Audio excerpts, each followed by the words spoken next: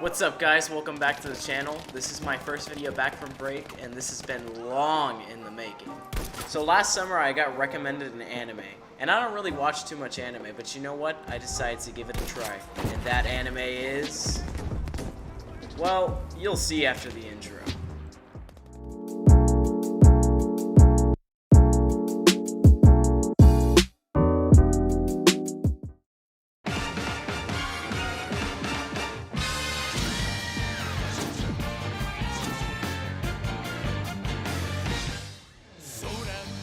That's right, we're doing Jojo.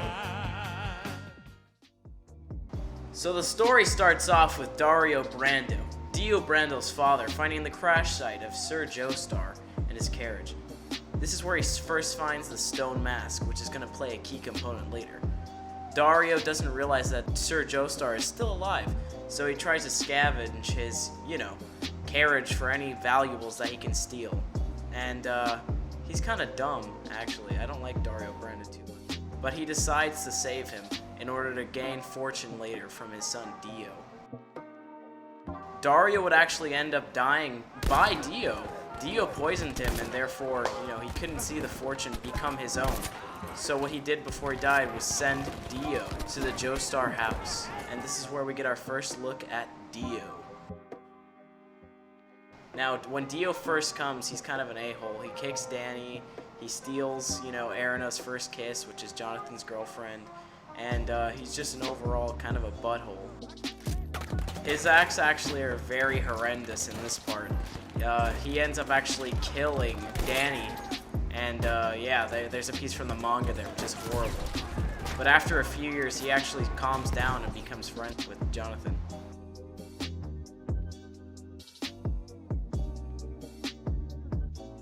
Putting on this faux act, and as you can guess, this only lasts for a while as Sir Joestar becomes mortally sick, and Dio has been switching out his medicine for a poison. And Jonathan is actually suspicious of Dio, surprisingly, remembering all the terrible things that he did to him as a kid. And so he tries to investigate the medicine, but Dio stops him. And this is where we get our first look at Dio as an adult, doing nefarious acts. Well, not that the poisoning wasn't nefarious. So just to check if Dio is poisoning his father, he goes into town, but he runs into Speedwagon and his little gang of goonies. So they try to attack him, but of course, they get absolutely demolished. And it's actually really funny to watch. And this is our first look actually at the famous character that would become a legend and a future ally to many Joestars. Robert O. Speedwagon, the best character in the entire series. And we see him with his little dumb hat and he just throws it around like a little maniac man. But what's funny is even Speedwagon gets a taste of the old Joestar foot and flying. He tries to save Joseph, seeing him as more of a man than anyone he's ever helped before.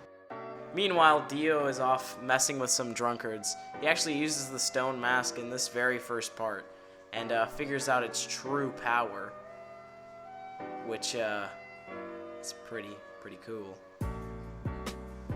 After this, he goes back to the mansion where Jonathan figures out that there is actually poison in the medicine. So instead, Dio actually tries to give up his humanity by using the stone mask and trying to stab Jonathan with it so he can activate his vampire powers. However, unfortunately, the best boy, George Joestar, jumps in the way and saves the do-gooder at the last second. This is while Dio is putting on the blood on the mask and activating its vampire euphoric powers. But he gets shot like a chump.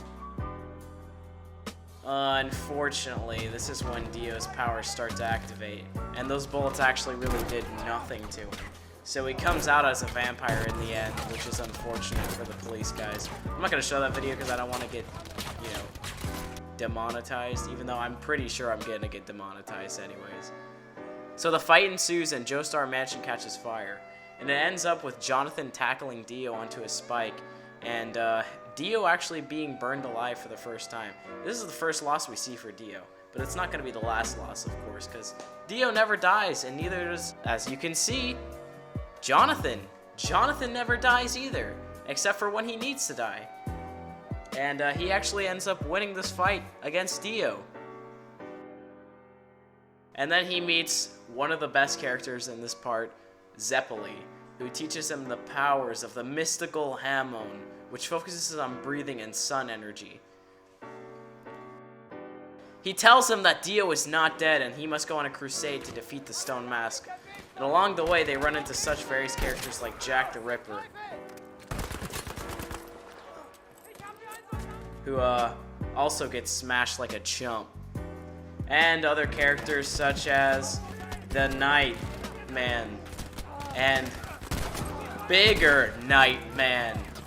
And to be honest, but they both get smacked like punks as well. And it's actually pretty funny to watch. Oh, and Baron Zeppeli dies as well, but he gives all of his power to Joseph and, or Joseph, look at me already skipping parts. He gives all of his power to Jonathan. And then we get these three stooges who don't really do much, except one of them dies, I think. I can't remember which one, I'm not gonna cover it.